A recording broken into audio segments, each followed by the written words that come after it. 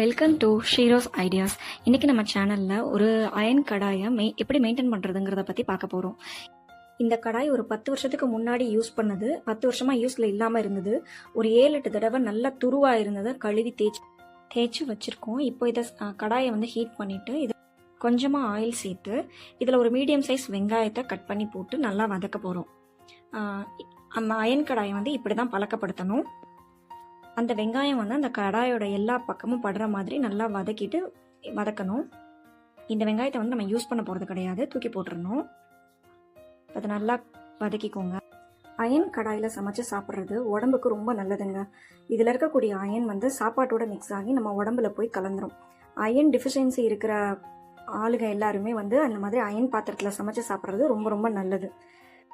Iron பாத்திரத்தில் சமைச்சு சாப்பிட்றது எந்த அளவுக்கு முக்கியமோ அதை விட அதிகமாக எதை சமைக்கணும் எதை சமைக்கக்கூடாதுன்னு ஒன்று இருக்குது. புளி, தக்காளி, எலுமிச்சம்பழம் இந்த மாதிரி அசிடிக் ஆசிட் இருக்கிற உணவுப் பொருள் எல்லாம் இரும்பு பாத்திரத்தில் சமைக்கக்கூடாதுங்க. இப்போ பாருங்கள், இந்த வெங்காயம் நல்லா வதங்கிடுச்சு. இப்போ இதை எடுத்து போட்டுட்டு நம்ம இந்த கடாயை க்ளீன் பண்ண போகிறோம். இந்த அயன் கடாயை கழுவும் போது சோப்பு போட்டு கழுவாதீங்க. அதுக்கு பதிலாக கடலை மாவு, அரிசி மாவு, இல்லைனா கார்ன்ஃப்ளவர் மாவு, இந்த மாதிரி ஏதாவது ஒரு மாவை போட்டு நல்லா கைகளாலே தேய்ச்சி கழுவுங்க. ஏன்னா அந்த இரும்பு பாத்திரத்தில் ஒரு சிறு சிறு துளைகளெல்லாம் இருக்குமாங்க. அதில் போய் சோப்பெல்லாம் போய் ஒட்டிக்கிச்சுன்னா அதுவும் நம்ம சமைக்கிற போது சாப்பாட்டில் கலக்கிறதுக்கு வாய்ப்பு இருக்கான். அதனால தான் இந்த மாதிரி மாவு வச்சு கழுவ சொல்கிறாங்க. இப்போ கழுவுனதுக்கு அப்புறமா ஒரு வெட் கிளாத் வச்சு நல்லா தொடச்சிட்டு கடாயை மறுபடியும் ஹீட் பண்ணணுங்க. இப்படி எதுக்காக ஹீட் பண்ணுறோம்னா அப்போ தான் எல்லா இடத்துல இருக்கிற ஈரமும் ஃபுல்லாக போகும். நம்ம எவ்வளோதான் தொடச்சாலுமே அங்கங்கே ஈரம் இருக்க தான் செய்யும்.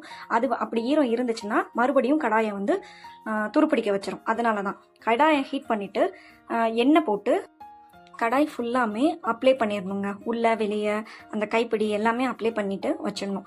இப்படி தான் ஃப்ரெண்ட்ஸ் அயன் கடாயை மெயின்டைன் பண்ணணும்.